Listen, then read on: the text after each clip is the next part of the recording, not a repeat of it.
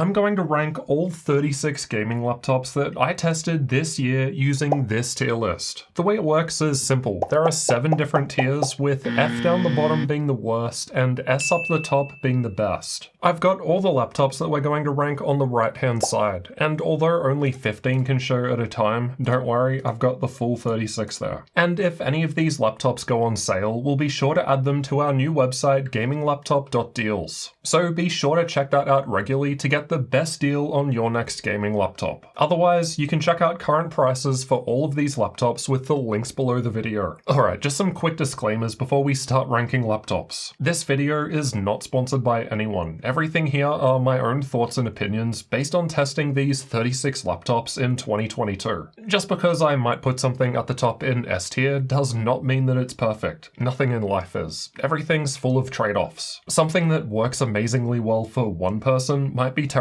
for another, and vice versa. Everyone's got different needs, and ultimately, you're going to have to come to a conclusion yourself based on this information. So obviously, as a result, all of these rankings are going to be completely biased based on my own thoughts and opinions after testing these laptops. So if I rank something low, that doesn't mean that you shouldn't buy it. And if I say that the laptop that you have sucks, just relax. Again, these are just my thoughts and opinions. They can't hurt you. I'm also probably going to end up reordering some of the laptops as we go through the list, because I might get to one laptop that I think needs to sit differently based on things I've already put in place. So I guess you're just gonna have to watch the whole video. Alright, let's get into it. Alright, so we've kind of got the laptops in alphabetical order, but it's not perfect. So first up is Acer Helios 300. Now, this year they did actually do a complete redesign of this laptop, and it's actually got a light bar on the front now, so obviously straight to S tier. Alright, but seriously, I think this one is definitely at least an A. I actually gave last year's version of the Helios an E rating, because it was just so bad in so many different ways, but this year's model has fixed pretty much every issue that I had. This year's version has a mux switch now, so you can disable Optimus and get better FPS in games, a higher GPU power limit, which again equals better FPS, a better screen, 2 sticks of memory, Type-C charging, a better camera, Intel 12th gen offers pretty big gains over 11th gen, bigger battery with bigger battery life, and there are more small changes than that. The only minor thing I didn't like was that the touchpad did feel a bit loose sometimes, but I'm not sure if that was just my unit. It did only have one Type-C port, which might be a bit limiting, and its crazy boot sound was just obnoxious, but at least you can turn that off. I've actually seen this laptop for about $1,000 US on sale for the RTX 3060 and i7-12700H, which is actually pretty crazy. There really just isn't that much to complain about this laptop, and I know I was joking about S tier at the start, but I think the Helios 300 this year actually deserves it. It's just come so far, and it's actually a really good laptop that I can easily recommend. Again, just to be clear, we are talking about the new 2022 model here, and not the older 2021 or 2020 versions, which were quite a lot worse. Alright, next up is Acer's Nitro 5. Now, the Nitro series is meant to be a bit more of a budget-friendly gaming laptop, so it tends to be the tier below the Helios. And like the Helios, Acer also basically completely redesigned the Nitro chassis this year, and again, it has plenty of improvements, including also getting a mux switch, again, a higher GPU power limit. Mine also had 2 sticks of memory again, unlike the single channel versions of last year. This year's had Type-C charging, and again, it gets the update to Intel 12th gen, which just has very big gains over older CPUs. Now, the Nitro 5 is also available with an AMD Ryzen configuration, which is something that the Helios does not offer. And generally speaking, AMD Ryzen does seem to give better performance on battery and better battery life. So if those are important to you, then you might want to consider the AMD version. Now, although there were some nice improvements with the Nitro 5, it is still meant to be a more budget-friendly gaming laptop. And in order to hit lower price targets, sacrifices have to be made somewhere. Although it has a 1080p 144Hz screen, it is lower quality in that it's not that bright. The screen response time is on the slower side, and the color gamut isn't amazing. It's also one of the few laptops that still has a 2.5-inch drive bay inside, which means not enough room for a bigger battery. I also thought the fans were a bit loud, and the screen hinge was a little wobbly. I've also actually seen it for a similar price to the Helios 300, which doesn't really make sense. If you can get the Helios 300 with the same specs as the Nitro 5 on sale, it absolutely makes sense just to get the Helios. It's way better. Now, last year I did give the Nitro a D, but it has got some nice improvements this year, so I think we'll start off and just go one level higher with a C. So right in the middle of the 7 options. I think it's a pretty decent mid-range, more budget-friendly gaming laptop this year,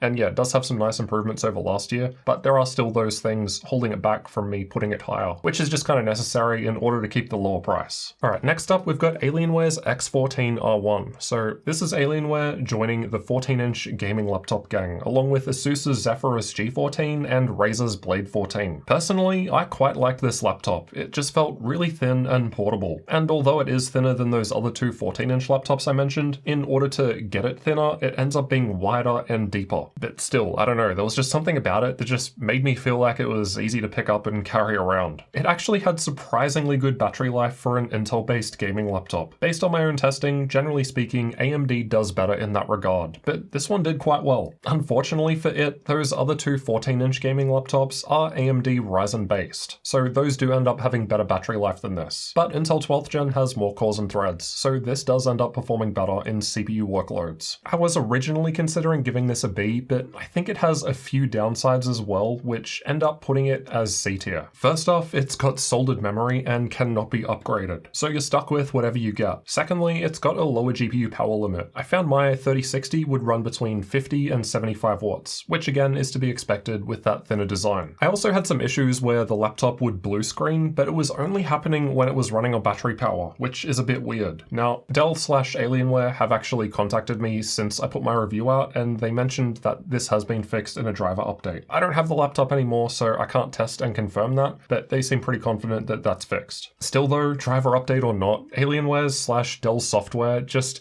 really isn't great. Along with Gigabyte, I think they're right down the bottom just in terms of their control panel and software quality experience. In my opinion, Alienware/Dell just need to remake their software from the ground up. They've obviously just added too much over time, and it's just too clunky and there's too many bugs, too many problems.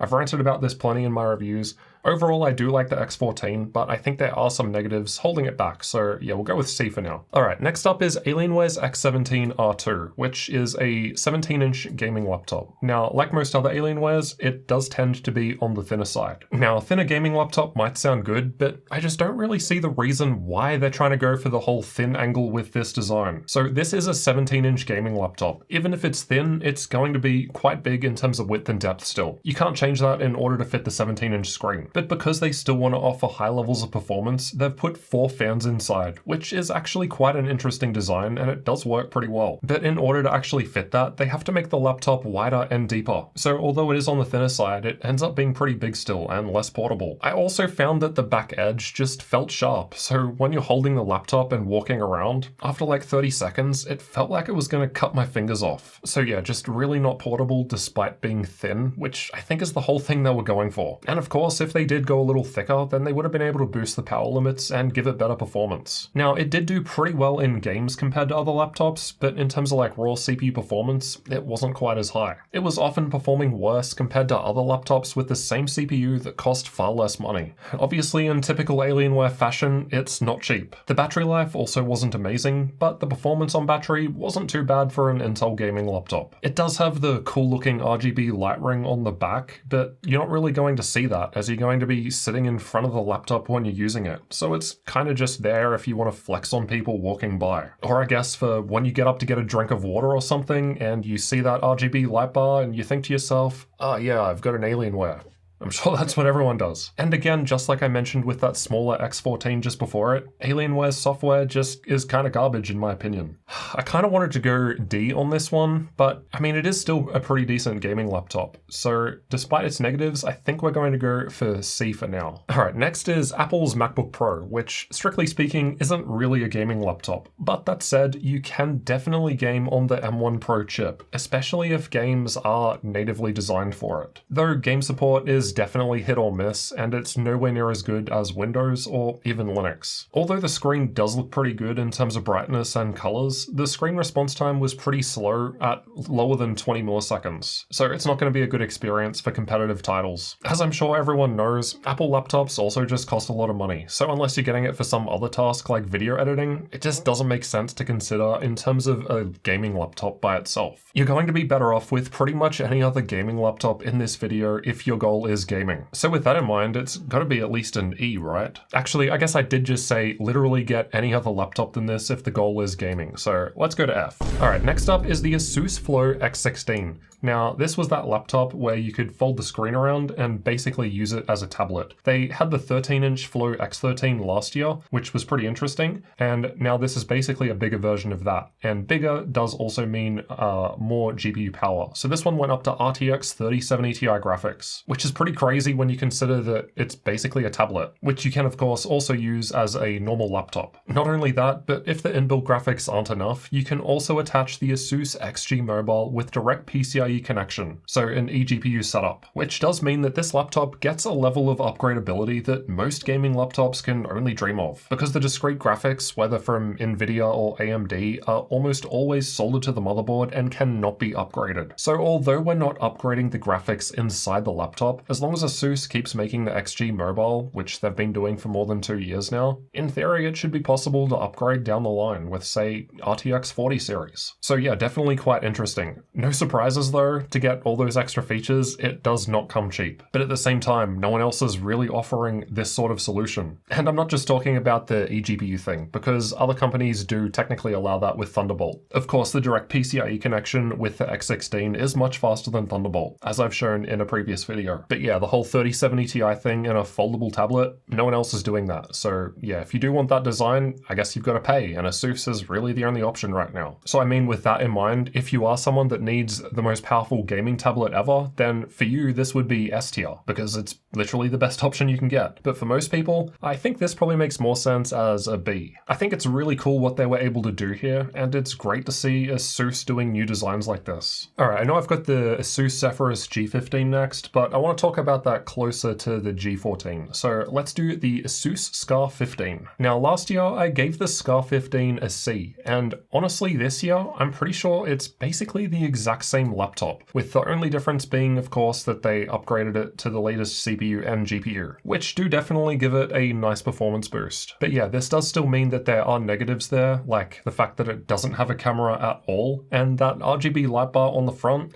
as cool as it looks, in order to actually open the bottom of the laptop, you have to be careful when pulling it up and take out some ribbon cables, and it's possible that I might have forgotten about that and just taken the bottom panel off at some point, and those cables ripped straight out of the motherboard, and I broke the RGB. So if that's something that I can do, it's definitely something that you can do. I think it's an outdated design considering other gaming laptops like MSI and Lenovo also have plenty of RGB light bars, and none of them have that whole ribbon cable situation. So I hope ASUS fixes that in future. I get that they can't redesign every single laptop chassis every year, but yeah, they have used this same model of Scar for at least a couple of years now. So yeah, I really want to see them refresh that in 2023. It did also perform basically the same as Alienware's X17 R2 next to it with the same GPU. But all things considered though, I do think the Scar is a better laptop than that Alienware. The software is just nowhere near as annoying as what Dell has, and yeah, it doesn't cost as much. I think I might move this one to B. It could definitely stay as C, just like I had it last year, but if I'm being honest, I think I might have underestimated it last year. I think it's a pretty good gaming laptop. I think B is pretty fair. Alright, next up is the ASUS Scar 17 Special Edition, or SE. So this was basically their Scar 17 laptop that when Intel's 16-core 24-thread HX processors came out, they basically dumped one of these in here and it became their top-end laptop for 2022. So basically this is the most powerful ASUS laptop of the year that I'm aware of. So it's no surprise that its CPU performance is crazy. This gaming laptop had the best single and multi-threaded CPU performance out of any gaming laptop I've ever tested so far. And unlike others like MSI's GT77 Titan, they didn't need to make it super big or anything. It's just a regular 17-inch gaming laptop size. I mean, it's not particularly thin or anything, but have you seen the GT77? It's pretty massive. So despite desktop replacement grade hardware, it keeps the regular laptop form factor, which I definitely appreciate. Mine had a 1080p 360Hz screen, which I think is a bit of a waste for a 16-core CPU and RTX 3080 Ti graphics, but it is of course available with other options like 1440p 240Hz that probably make more sense, especially at 17 inches. I don't know about you, but if I have a 1080p screen, I can actually notice the pixels. 1080p at 15 inches is still okay for me, but yeah, 17 inches, I want at least 1440p. Again, just like the Scar 15 that I mentioned, it's got that RGB light bar on the front, but with the older design that has those ribbon cables that you awkwardly need to pull off, so not great.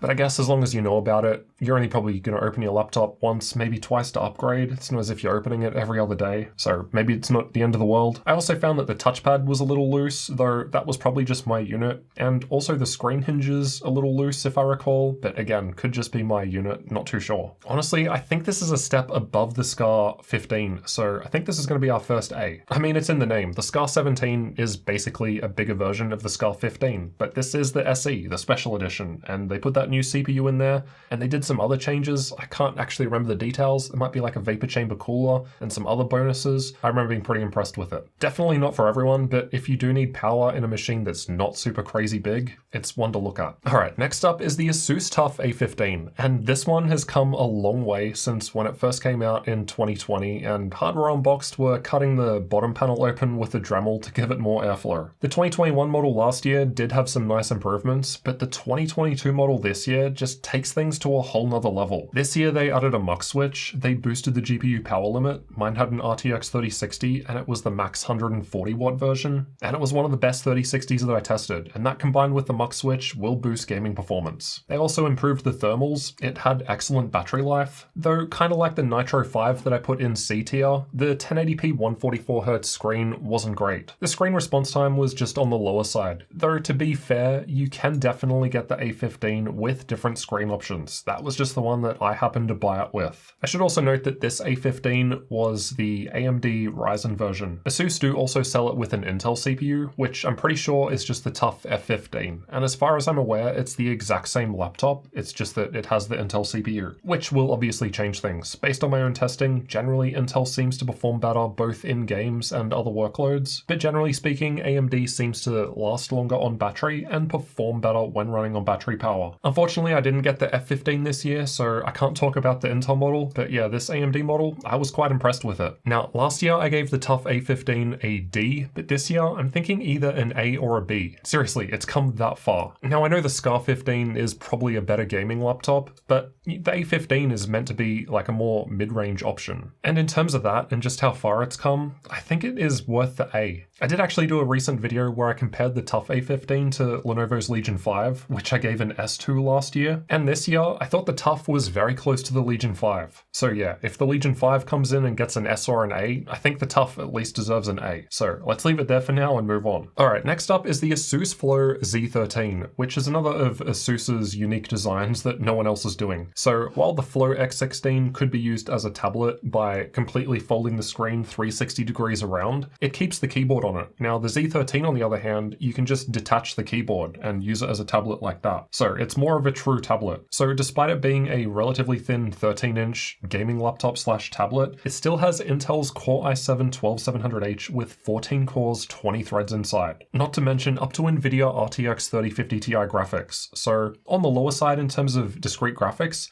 but I mean it is a 13-inch tablet, come on. You can definitely play modern games at low to medium settings, no problem at all. But also like the Flow X16, it's got ASUS's XG Mobile port, so you can connect that XG Mobile eGPU with direct PCIe connection for even faster gaming performance. I'm pretty sure when I originally reviewed the Z13, I had the RTX 3080 eGPU. So yeah, basically it performed like a gaming laptop with 3080 graphics, despite being a 13-inch tablet. Again, just like the X16, it's a really unique design that a lot of other companies don't really seem to be doing this year. It only seems to be ASUS trying new things, which I definitely appreciate. If anything, it keeps the content interesting. As it is on the smaller side, it does mean there are less upgrade options. That's just one of the trade-offs of having a smaller machine. Though again, in theory, as long as ASUS keep making the XG Mobile, I mean, there's no reason you couldn't buy like a 4080 version next year or whatever they come up with and upgrade that way. So despite being a smaller 13-inch model, technically it still kind of gets more upgradability in the GPU department compared to any other bigger laptop. But yeah, you are definitely paying a huge premium in order to get these powerful specs in such a small device. This machine is not cheap. It's definitely not for everyone, but for those that do want a small portable tablet, I mean, I could see those people putting this in S tier, but I don't think that represents everyone. I think for now, I'll put it in B along with the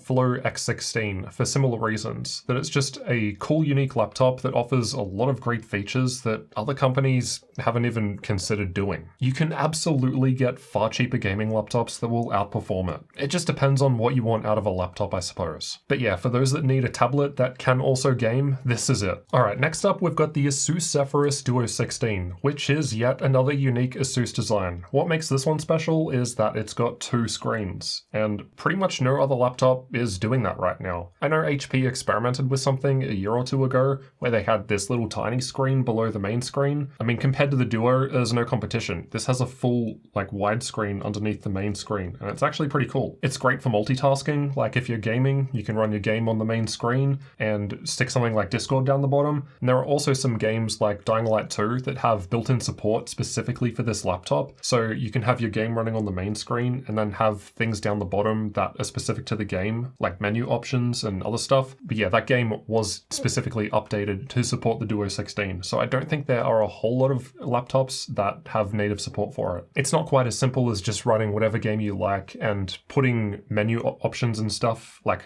say a mini map down onto the bottom screen, because the way Windows sees it is just basically 2 different monitors. So think dual monitors in Windows. And in most games, you can't just drag the game over 2 screens. So it doesn't quite work like that. But yeah, still pretty cool. And the way that second screen works is that when you open the lid with the main screen, the bottom screen folds up, and that also allows air to get in below that screen and improve cooling. So yeah, an interesting design that has more than one function. Again, as you'd expect, unique design equals higher cost, but this is going to be more of a niche laptop. I think it really depends on whether or not you want 2 screens, sorry. I mean, you can of course have whatever laptop you like and have a 13, 14, 15-inch portable screen that you just connect with USB Type-C. But that's something extra that you've got to carry around. Just having the screens built into your main laptop that's always with you, I can definitely see that appealing to a number of people. It also has some nice improvements compared to last year's smaller Duo 15. The most important to me was that the Duo 15 last year had soldered memory, while the Duo 16 does not, so it's more upgradable as well now. I did have some strange problem when reviewing it.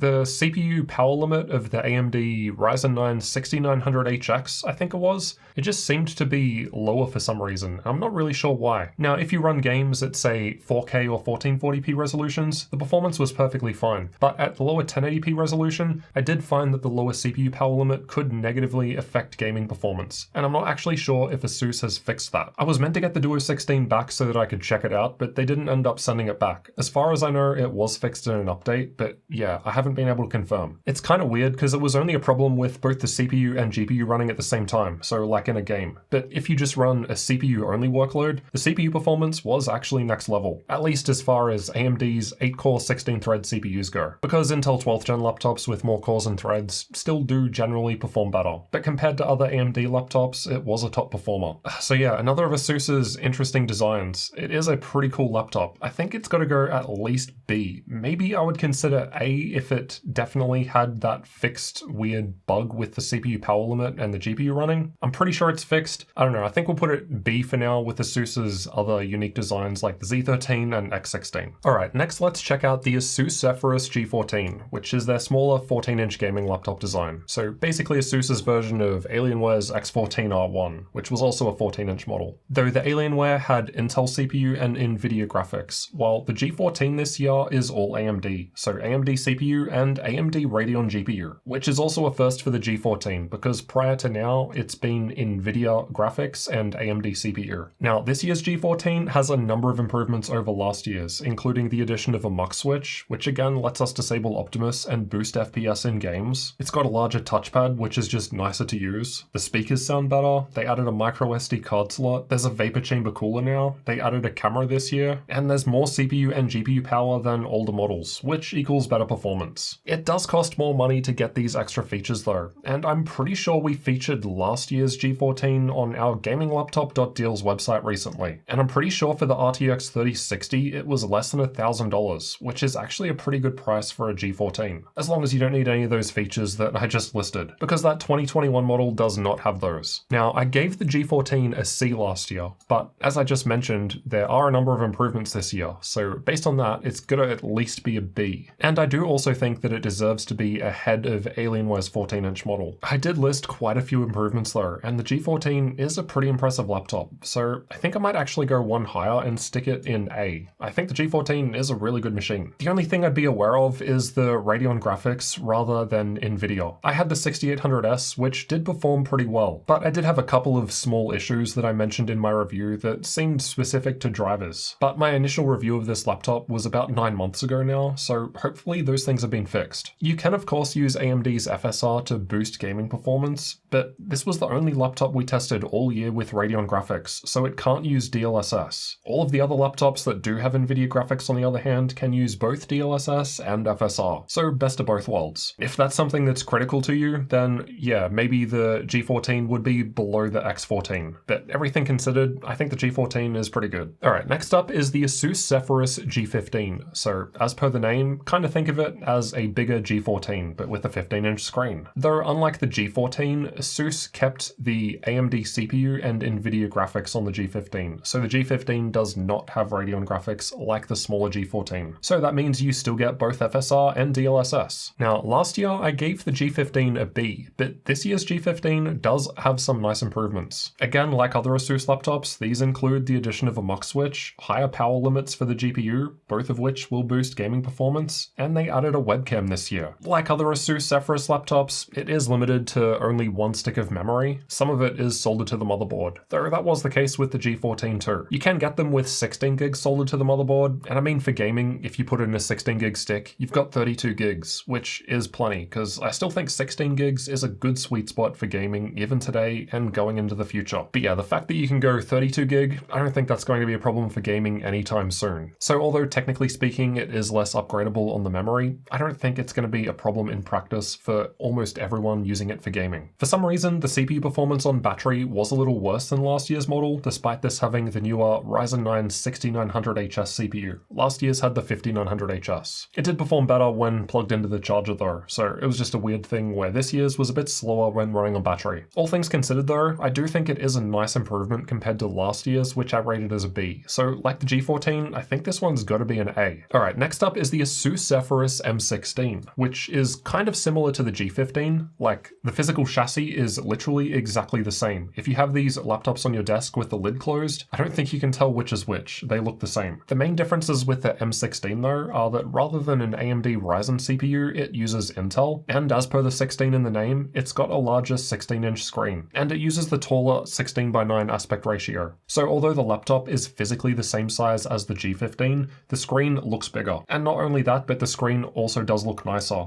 It's got better color gamut, and I think also better brightness. Now, like last year's G15, I also gave last year's M16 a B, but given this also has those improvements that the G15 has, including mux switch and higher power limit, I think I've got to give this one an A as well. I kind of see these laptops as like two sides of the same coin. One's AMD and one's Intel, though the Intel one has a bigger screen for whatever reason. I really hope ASUS do a G16 next year and keep them the same, because that bigger screen does look nicer. Now, I did do a whole dedicated video comparing both of these laptops in depth, and my conclusion was basically that if you're just gaming, get the G15, because it performs a little better, despite having an AMD CPU, which I found pretty interesting, because when I compared AMD and Intel head-to-head in a fair CPU comparison video, generally speaking, Intel performed better. But yeah, in my game tests, the G15 was ahead of the M16. But that said, it wasn't that big of a difference, and it's definitely not a big enough of a difference that I should put the M16 down to a B. So yeah, I don't think there's enough of a difference to justify moving it, so I'll leave it as an A for now, alongside the G15. Alright, we've finally got through all the ASUS laptops. Now on to the Dell G15. The G15 I had this year is the 5520 model, which is the Intel 12th gen CPU version, and not the AMD Ryzen version, which might be different. Now, last year I gave the G15 an A, and I thought it was really an excellent gaming laptop for the money. This year's version has a lot of similarities, but if you saw my video, I titled it something along the lines of the worst gaming laptop ever, which might have been a bit clickbaity, but I was just so frustrated after testing this laptop, because we had like 30 blue screens over the course of 2 days, which is just beyond unacceptable. Now, I rant about the problems in depth in my review, but I think I was able to fix it by manually getting the latest Intel integrated graphics drivers from Intel's website, and not using what Dell provided or the Windows update. This was a few months ago though, so I can only hope / assume that those updates from Intel have since made their way over to Dell and Windows Update, because there were a number of other people saying that they also also had plenty of blue screens with the G15. Honestly, if that blue screen stuff was normal, it would go straight to F tier, but yeah, I was able to fix it, and you know, I know Dell have seen that video, so I would have to assume that for sure they have put that fix in place. Otherwise, apart from that, for some reason this year they removed one of the two M.2 slots. So although it's a 15-inch laptop and it still has the physical space for a second M.2 slot, the connector just isn't soldered to the motherboard, so you can only install one M.2 SSD. I don't know what they were thinking there. This year's G15 does have advanced Optimus though, so although last year's had a muck switch, you had to manually reboot to swap between Optimus on or off, and this year it happens automatically, which is a nice feature. So yeah, last year's was an A.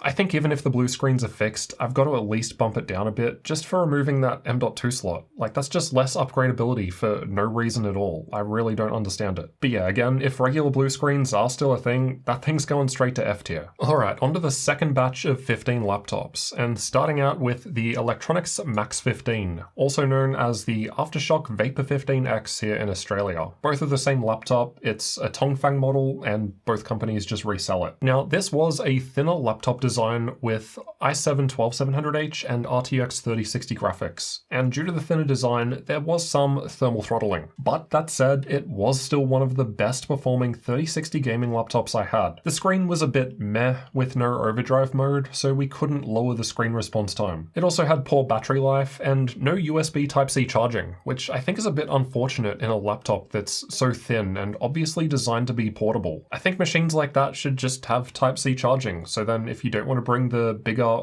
and more heavier power brick with you, you don't have to. It just would have been good to improve portability. Now, as a thinner design, it does cost more money to get those decent specs in a thinner space. That's just how tech works. Overall, I'm kind of thinking that it's similar to Dell G15 in terms of tier. Both of these have the same CPU and GPU and perform similarly. They both have some positives and negatives. So yeah, pretty decent laptop if you are after a thinner, more portable design. And if you're in Australia, you can get the Aftershock Vapor 15X for $50 off with the coupon code Jarrod'sTech. Alright, next up is the Eluktronics Mech-17 GP, also known as the XMG Neo 17 in Europe. So the Mech-17, I'm pretty sure they sell both Intel CPU and AMD Ryzen CPU, while in Europe at XMG, I think they only sell the AMD version. Now, what made this one unique is that it has liquid cooling support, so you can both improve performance and also reduce fan speed significantly, making it much quieter. Not only that, but the Intel options at XMG have a custom Prima BIOS, and that enables a bunch of custom tuning, and you can even change things like memory timings. And they even include special binned memory that can run at CL34, whereas most other DDR5 memory in 2022 runs at CL40. So yeah, some nice improvements there. And not just that, but the whole chassis was metal and just felt really nice. It was probably one of the better designed, better laptops in terms of build quality, I guess you would say, and just how it felt out of the other 17-inch laptops that I tested. I would say that it felt better than the Scar 17 SE that I put in A. Not to mention it does have liquid cooling, and it's got a mechanical keyboard, which I personally did like typing on. Not just that, but the software is also pretty good. Just like the Max-15, it's a Tongfang chassis, and their software just gives you a lot of options that a lot of gaming laptops don't otherwise give you. Like, you get the option to customize CPU and GPU power limits to granular degrees, and there's just all sorts of cool things that other laptops don't offer. So yeah, based on my comparison with the Scar 17 SE, I think this has to at least also be an A. That just makes sense to me. And yeah, I think it is better than the laptops in B as well. I mean, other laptops like the Duo 16 are pretty cool, but do they have water cooling? No. Alright, next up is Gigabyte Aero 16. Now, this is another one like the MacBook that obviously isn't strictly for gaming. It's a content creator first laptop, but I mean, you can get it with i9 CPU and up to RTX 3080 Ti graphics, so it is definitely capable of gaming. Now, the Aero 16 has a taller 16:10 screen and it's OLED, and it looks spectacular. Although the response time is very good, which is just part of OLED, unfortunately the refresh rate is 60 Hz. But that said, you can also get it with a 165 Hz mini LED screen, which might be a better option for gaming. It's got an all-metal design, and I thought the build quality felt pretty nice. Though, as an all-metal design, the trade-off is that you can feel the heat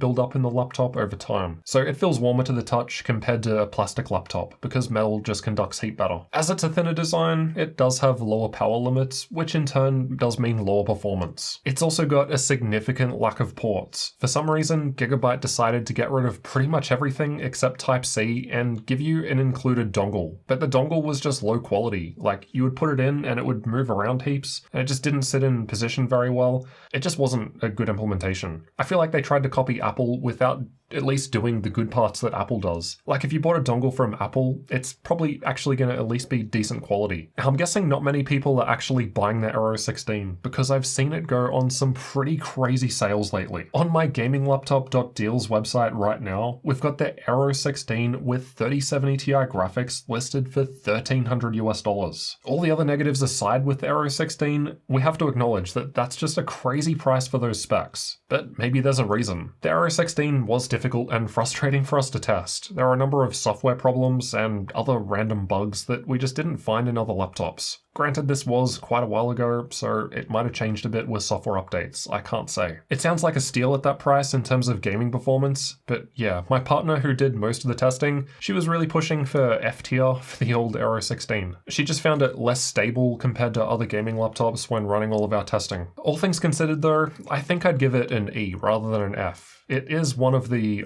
not so great laptops, let's just say, but I think there are other laptops that make more sense for F tier. Like the Aorus 17, for example, straight to F. This was a bit of a weird one. For whatever reason, Gigabyte are only selling this 17-inch laptop with a 1080p 360Hz screen. Now, as I mentioned before, I can see the pixels at 17 inches on a 1080p screen. I'm sure if you're just using it for gaming, it's probably fine, and maybe you won't notice. The first thing I thought when I heard 1080p 360Hz screen with no other options was, oh, obviously it's designed with esports in mind. And cool, if it is meant to be a esports gaming laptop, then yeah, that makes sense. I mean, obviously it won't appeal to everyone, but if that's the niche that Gigabyte wants to get in and, you know, corner the esports gaming laptop market, sure, by all means, go for it. There are just a few problems with their implementation. First, there's no mux switch, which means you can't disable Optimus, and I've shown in countless videos on this channel that by having the integrated graphics enabled in esports games in particular, you're going to lose a lot of performance in games. I mean, yeah, the feature does cost more money, but it's worth it if you're making an esports gaming laptop. And the Aorus 17 isn't exactly cheap, it should have a mux switch. The next thing is that although the screen is 360Hz, the response time wasn't great, and there was no overdrive mode, so it wasn't possible to improve it. I also tested this with the 3070 Ti and 3080 Ti graphics. Obviously the 3080 Ti graphics cost more money, but because it's only got a 1080p screen, the GPUs don't really get to stretch their legs, and they ended up performing very closely together in games. Basically meaning if you get the 3080 Ti version, you're essentially throwing money down the drain. For some reason, the CPU performance wasn't great. Although it's thicker and bigger compared to the Aero 16 just above it in E tier, the Aero 16 CPU could boost higher than the Aorus 17. And again, in esports games, you kind of need all the CPU performance you can get, so I don't understand why that wasn't allowed to boost higher. There are also other things like the Aero 16 just wasn't as stable, the software wasn't as great. Again, I suppose that could have improved with updates though, but there are other small annoyances like the secondary key functions not getting lit up. It's like they wanted to make an esports gaming laptop and then just conveniently forgot to do all the important things that would actually make it really good. So yeah, I'm giving it an F because I really don't think anyone should buy this laptop. I mean, realistically, you can still absolutely get this machine and play games on it and have a great time. So is this too harsh? I don't think so. It's just that basically everything else is better. Now, after the Aorus 17, Gigabyte did also bring out the Aorus 17X. And adding that X on the end of the model did actually improve quite a lot. So the main reason for the 17X, like when the ASUS Scar 17 Special Edition came out, it was their laptop that they did when they put the 16-core 24-thread Intel HX CPU in. So you get more CPU performance. For some reason, you still only get the 1080p 360Hz 17-inch screen. Again, I would have preferred a 14-inch option, but at least this time you do get a mux switch, so you can turn Optimus off and actually get better performance in games. It also has faster screen response time compared to the non-X version that I put in F tier. The problem is though, the actual panel in both of these Aorus 17X and non-X laptops is the exact same model. So they've obviously just applied an overdrive mode to the 17X and not given it to the 17. I don't see why they couldn't do that with a software update. It seems like they're just keeping it for the 17X to make it look like it's better. As mentioned, the 17X does have that HX CPU, so more cores and threads. So it is better in terms of single and multi-core performance. But as far as gaming goes, most games really aren't going to benefit going from 14 cores to 16 cores, so it's not a big deal. It does have better cooling in order to cater for that higher tier CPU though, but it's not all improvements. The battery life doesn't last as long, I guess because that HX CPU just needs more juice to run. I also noticed that the software wasn't as bad as the Aorus 17. Again, that could just be that it's improved over time. I still don't really think this is a laptop that most people should buy, unless you're really after a dedicated esports machine. And it does now do okay at that job compared to the non-X version. But yeah, I still think there are better options out there, especially for the money. So although better than the Aorus 17, I don't think it's a whole lot better. So I'm gonna go E tier, just one step ahead. Alright, next up is Lenovo's IdeaPad Gaming 3i. So the I on the end means that this is the Intel version. There is also the AMD configuration, but unfortunately we didn't get that this year. Now the IdeaPad series is kind of meant to be Lenovo's more mid-range budget-friendly option. So they've got the Legion series, which is more their high-end gaming range, and then the IdeaPad underneath that for less money. So out of what we've got so far, I think the closest thing to the IdeaPad is ASUS Nitro 5. However, I think ASUS Nitro 5 is actually better than the IdeaPad this year. ASUS Nitro 5 this year has some nice improvements like the Mux switch, which is something that the IdeaPad does not have. Now last year, I definitely thought that the IdeaPad was a bit better than the Nitro 5, but now that Acer have completely refreshed the Nitro 5, I do think that it's ahead. The IdeaPad just hasn't kept up. Now to be fair, my IdeaPad did have a much better screen compared to the Nitro 5, but it was one of those weird configurations that you'd have to pay more money for to actually get, and I don't think most people buying the IdeaPad would actually spring for that better screen. And to be fair, I'm pretty sure you can also do the same thing on the Nitro 5. You can spend more money to get a better screen. So I don't think that point is enough to differentiate them. The IdeaPad is also a bit more limited in upgradability options. Although it has two M.2 slots for SSDs, the SSD that comes installed is the smaller size rather than the bigger one, so you're a bit more limited in what you can fit. The IdeaPad was a bit smaller and lighter compared to the Nitro though, so if you were after a more portable gaming laptop that you would primarily use for, say, school or work, but you wanted to do some gaming on the side, I think the IdeaPad could make more sense compared to the Nitro. But in terms of a gaming laptop that you're going to primarily be using for gaming, I do think the Nitro 5 is the winner. So yeah, IdeaPad is our first D tier. Next up is Lenovo's Legion 5. So last year, as mentioned previously, I did have this in S tier, as I thought it was basically the best mid-range gaming laptop that you can get. But I'm not quite sure that I want to do that again this year. I did actually do an entire video where I compared last year's 2021 Legion 5 with this year's 2022 model, and there wasn't that much improvement, which I mean is kind of fine. You don't want to break what's not broken. But the competition has kind of caught up, and I haven't seen the Legion 5 available for great prices just yet. Every time I've seen it, it's always too expensive. I also think the main reason that it didn't appear to be that much better compared to last year's version is because both last year and this year I had the AMD Ryzen version. Now I think in Cinebench, the 6800H in this year's model was only about 10% faster compared to the 5800H in last year's. If we were instead looking at the Legion 5i with Intel CPU instead of AMD, it would be a completely different story going from Intel 11th gen to Intel 12th gen, because Intel 12th gen just objectively delivered a much bigger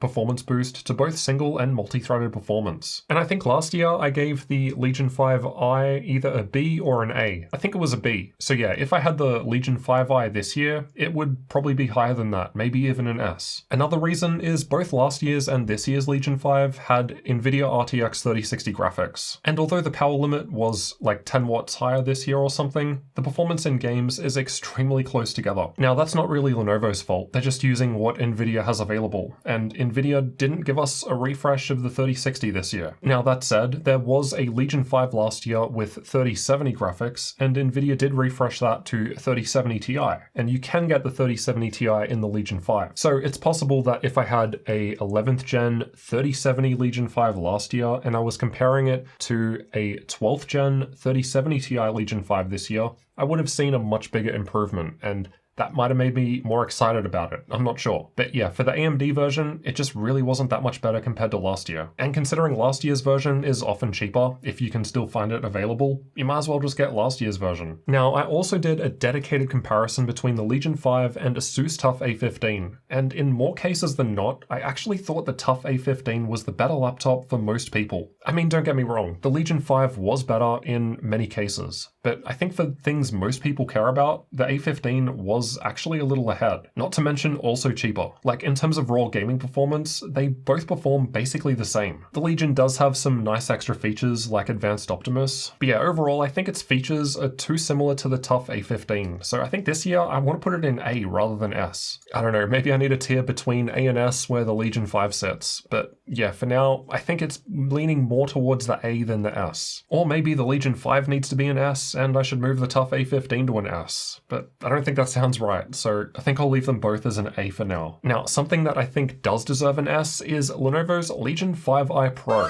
Last year I tested the Legion 5 Pro, which is the AMD Ryzen CPU version, and I did give that an S. And now this year I've got the Intel 12th Gen 5i Pro model. So not as good in terms of battery due to Intel compared to AMD, but as I've been saying throughout this video, Intel 12th Gen does offer better CPU performance when plugged into the charger. Now compared to the Legion 5, the 5i Pro has a better 16:10 screen, and also nicer build quality in my opinion. Unfortunately, it does have a bigger 300 watt power brick, but you can change that and get the 230 watt version. The main criticism I had of the 5i Pro in my review was right when it launched, and the RTX 3050 Ti configuration was $1,800 US, which is just a joke. But we've come quite a way in the last few months, and the 5i Pro has actually had some crazy sales. We've had it listed on the GamingLaptop.deals website for $1,350 for the i7-12700H and RTX 3070 Ti graphics. So that's pretty crazy, and definitely one to consider at that price. I don't think I've seen the Legion 5 go for sale for quite that low yet, at least with equivalent specs. So yeah, the 5i Pro this year, really good. It's tough to say which is better between the 5i Pro and Helios 300, which says something about what Acer have done to the Helios. I really wanted to compare those in depth in a dedicated video, but unfortunately Acer needed the Helios 300 back. It is possible that I could still do that comparison, it would just require a lot more editing as I wouldn't have both laptops side by side, so I guess let me know if you want to see that comparison. Alright, next up is Lenovo's Legion 7i, which is basically the higher tier version of the 5i Pro. And again, that I does mean that it has an Intel CPU, but you can also get an all AMD version with AMD CPU and AMD GPU, but this 7i has NVIDIA graphics. Now, last year I reviewed the Legion 7, which was the AMD version, though back then it had NVIDIA graphics rather than Radeon, and I believe I gave it an A, with the main reason being that the Corsair IQ software, which is what was used to control all of that RGB lighting, it would drain the battery life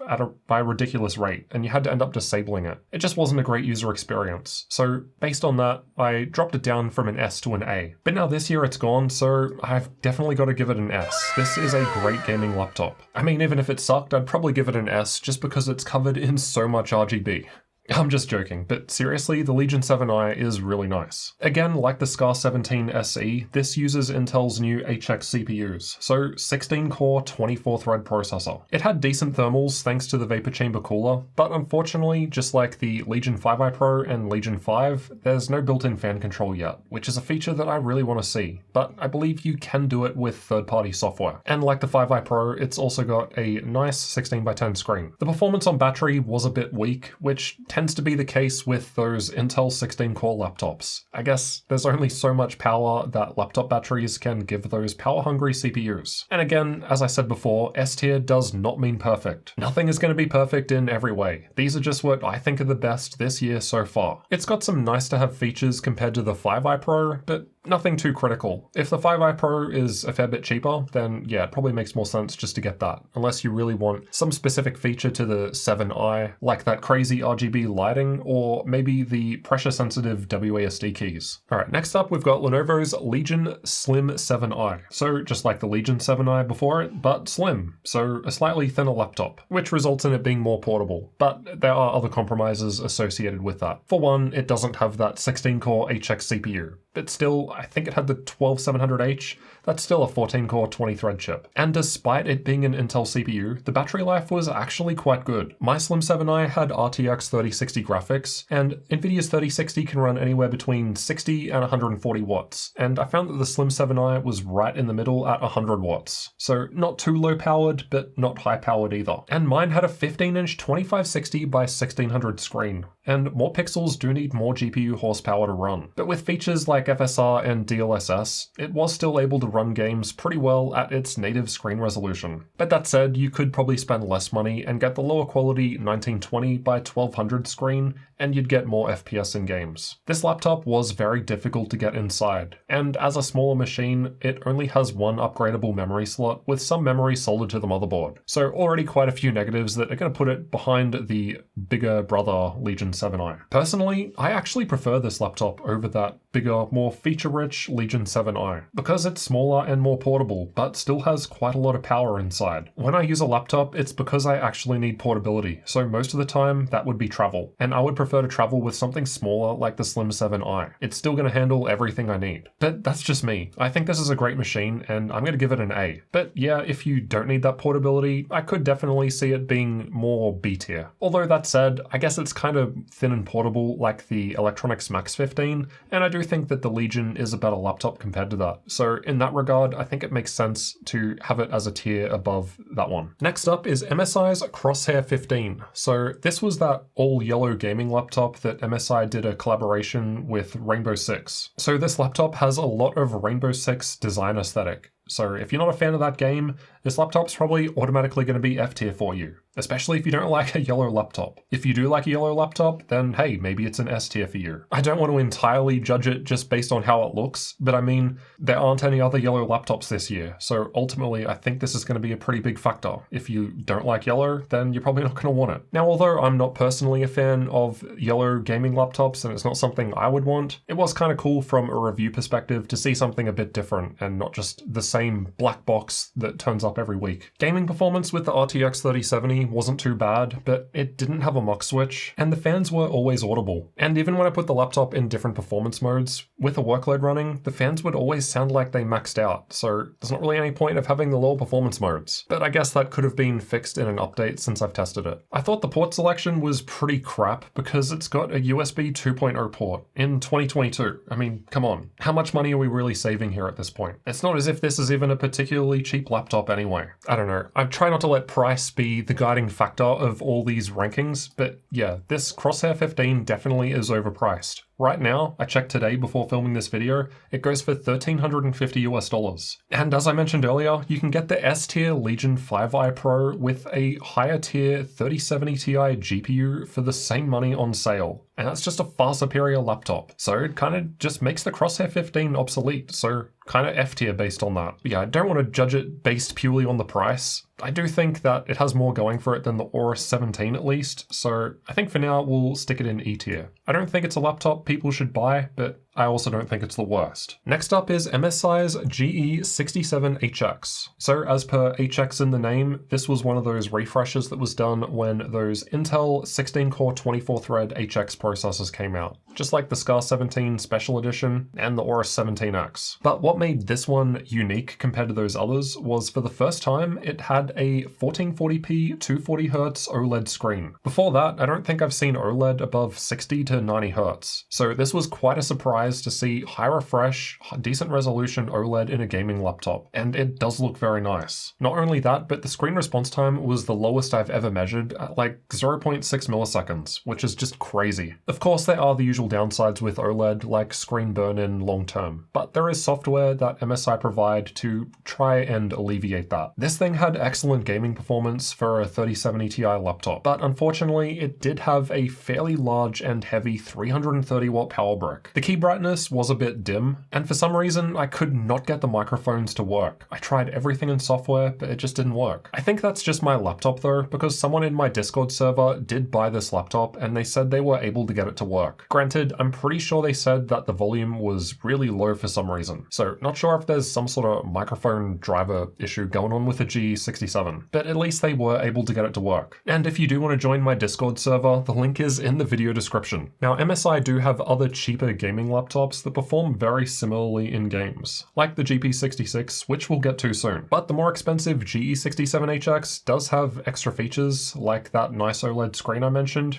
and that RGB light bar on the front, which is definitely going to give it an FPS boost in games. I think I'm going to have to give this one an A. I kind of see it as on par to the Scar 17 SE in a number of ways, and I think it's better than what we've got in B, like the Scar 15, and I think it's better than the Duo, of course, unless you need those dual screens. Definitely better than the Dell Dell. But yeah, this laptop had some of the best performance from any 3070 Ti gaming laptop I tested, and combined with that OLED screen, just a great gaming experience. Alright, next up is MSI's GF63. Now, technically this is the 2021 model, and I bought two of these this year to make my 1650 versus 3050 comparison. So it has an 11th gen 11400H CPU. I think MSI did actually refresh with a 12th gen CPU, but I've only seen it so far with Intel Arc graphics. And it would be kind of interesting to test Arc graphics to see how they compare against Nvidia, but unfortunately I don't have the 2022 version just yet, so we've got last year's model here. Now, this is the cheapest gaming laptop you can currently buy brand new, at least in the US on sites like Newegg. And as you might expect, you get what you pay for. The build quality of this thing is just atrocious. It's super flexible, and if you open the screen too far,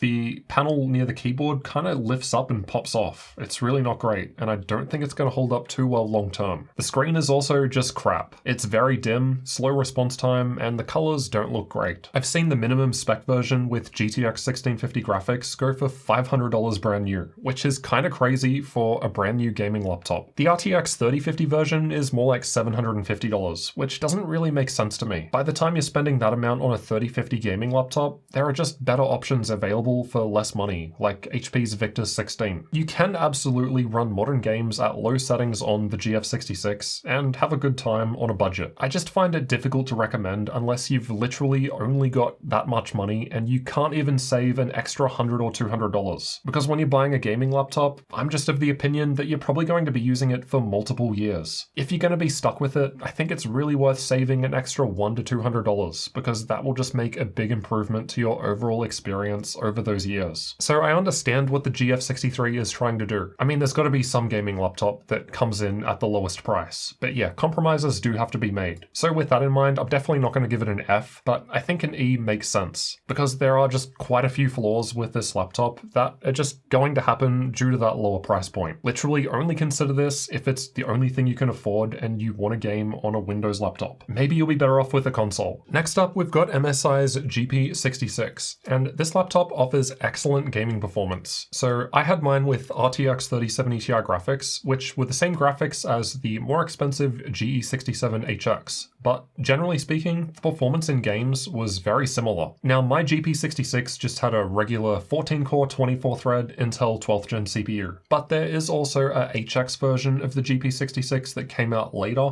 with that same 16-core 24-thread HX processor that is in the GE67 HX. The GP66 is meant to be a more budget-friendly option compared to the higher-tier GE series though, so as a result, it's missing things like it doesn't have Thunderbolt, there's no OLED screen, there's no light bar on the front, it's got a lower quality camera, and it uses DDR4 memory rather than DDR5, which I suppose is cheaper. Still though, it's got good CPU and GPU power limits, and it has a mux switch. It performs very nicely in games, and the screen response time was quite good, so those things combined gives a great gaming experience. It's definitely a solid option if you can pick it up at the right price. Now, I think the GE67 HX is superior due to those features that I just mentioned that the GP does not have. Based on that, I want to put it one spot underneath the GE and into B tier, but I'm worried that's a little underrated. Like, I could easily see this also being A tier for what it's offering, but I just find it hard to do it compared to the higher tier GE67, which I think is better. I don't know, I kind of think of the GP66 sort of like MSI's version of the ASUS Scar 15, and that's on B tier too, so yeah, it can stay as B for now. Next is MSI's Stealth GS77. So this is a 17-inch gaming laptop with Intel 12th gen CPU, and it's meant to be a more thinner design, as per the Stealth name. It's kind of all black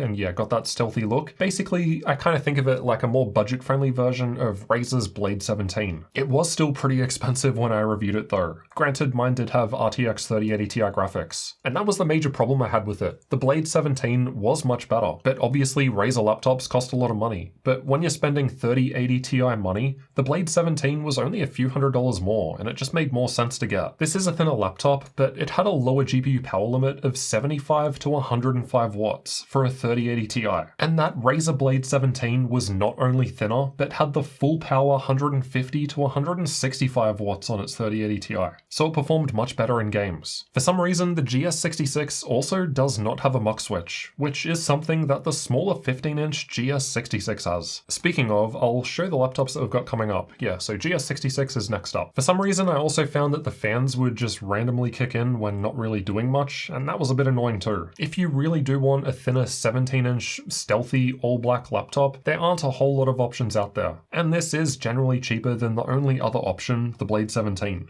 This laptop really failed to impress me though, and I'm gonna put it in E. I just don't think it's that great. I was kind of hyped for it when they announced it at CES at the start of the year, but yeah, it just wasn't that interesting. I'm also personally just not really a fan of the whole thinner design once you get to 17 inches, because although it's thin, I mean, it's still going to take up a lot of width and depth. And by that point, you've just got this big slab of metal. And I don't know, it just feels awkward. I don't know, I guess it wasn't that bad, but I mean, when I compare it to some other laptops in E tier that I wouldn't recommend people buy, like the Crosshair, I don't know, it kind of just fits right in. I guess maybe D or higher if you really want that stealth look. Next up is the smaller 15-inch version, which is the GS66. Now, I had this with a lower tier GPU than the GS77. So my smaller 15-inch GS66 had 3070 Ti graphics, while the 17-inch and bigger GS77 had higher tier 3080 Ti graphics. And in many games, the performance was very close together. So yeah, yet another example why it's not worth spending more money to get a 3080 Ti in a thin laptop. As mentioned, the GS66 does have a mux switch, which the 77 does not, so it does get that performance boost in games. The competition for the GS66 would be the Razer Blade 15, which we'll get to soon. The GS66 is definitely better value compared to the Blade 15. It's basically like a more budget-friendly option. Though that said, you are still paying more to get the thinner GS66 compared to other laptops that are a little thicker and offer better performance. So it really does depend on how much you want that thinner, all-black, stealthy design. Yeah, this one also didn't really impress me that much, but at the same time, I do think it's better than the GS66, so I think we've got our second in D tier. Next is MSI's G76. So this was literally the first gaming laptop I tested in 2022. And yeah, it had great gaming performance for a 17-inch laptop. That said, CPU performance wasn't that amazing out of the box, at least compared to other laptops. I've had thinner 15-inch machines that were able to perform better in multi-core. But like all of MSI's other laptops, you do get access to the advanced BIOS, so you can do a fair bit of tuning in there. And that's a great feature that's definitely a positive for every MSI laptop. Even the lower tier GF63 gets that as well. And I've got to at least hand it to them for that. And back to the GE76. This is a bit more of a thicker design. I think it's at least on par with the GE67 right next to it, which is basically the refreshed 15-inch version of the GE76. And I think it's top-end enough to be in the same category as the Scar 17 SE. Plus, all three of them have RGB light bars on the front. So I think A tier it is.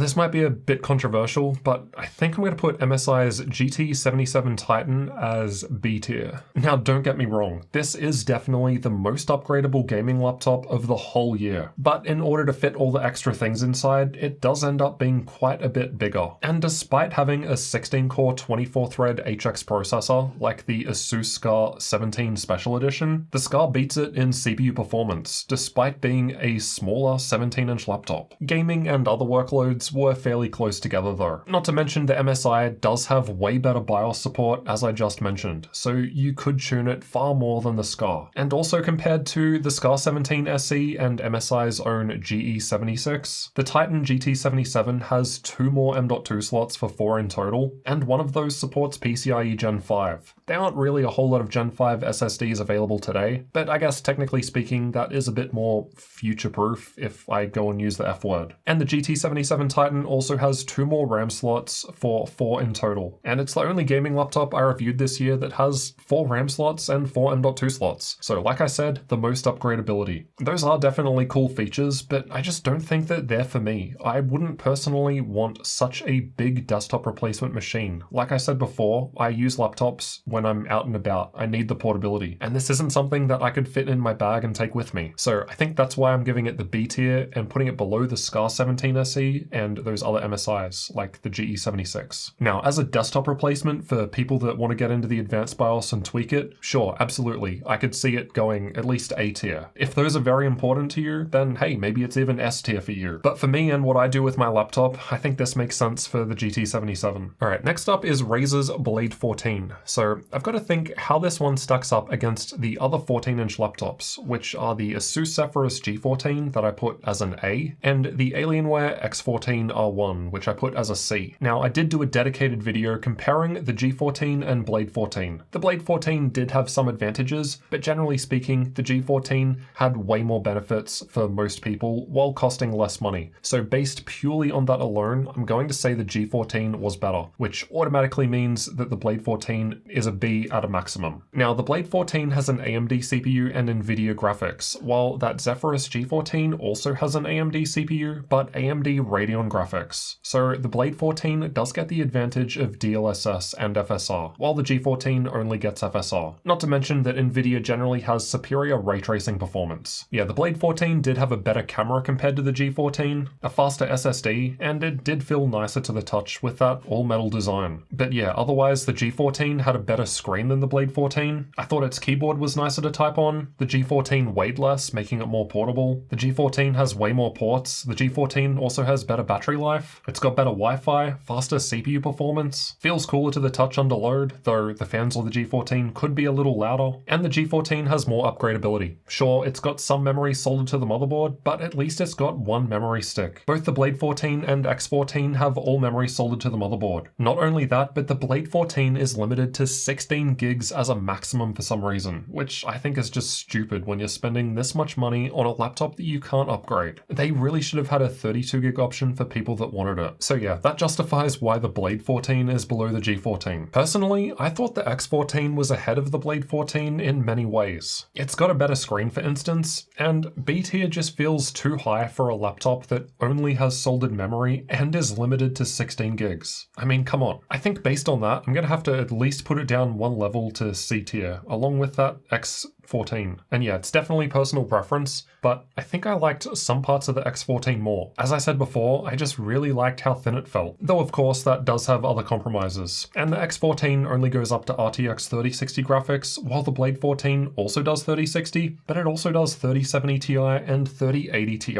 I mean, its GPU does still have a lower power limit, as it is a smaller 14-inch design, and that 3080 Ti does definitely outperform the G14's 6800S in some games. But yeah, there are too many other negatives that I just don't think I can ignore, and it's not like C tier is particularly bad. Next is the slightly bigger Razer Blade 15, so the 15-inch version, though this is Intel CPU and NVIDIA GPU, and not AMD CPU like the smaller Blade 14. Now, my Blade 15 also had RTX 3080 Ti graphics, just like the Blade 14, but the performance was very close together. Now, that's either impressive for the Blade 14, but how I prefer to look at it is they're not getting the most out of the Blade 15. If they could tune the smaller 14 to perform about the same, then you would think with the extra space in the bigger 15 that they'd be able to get more out of it. That said, it did still run pretty well in games, but at the same time, its 3080 Ti graphics were getting beaten by cheaper laptops with the 3070 Ti. Like MSI's GE67 HX, the Blade 15 did also get a mid-year refresh with an OLED screen, with that same crazy 0.6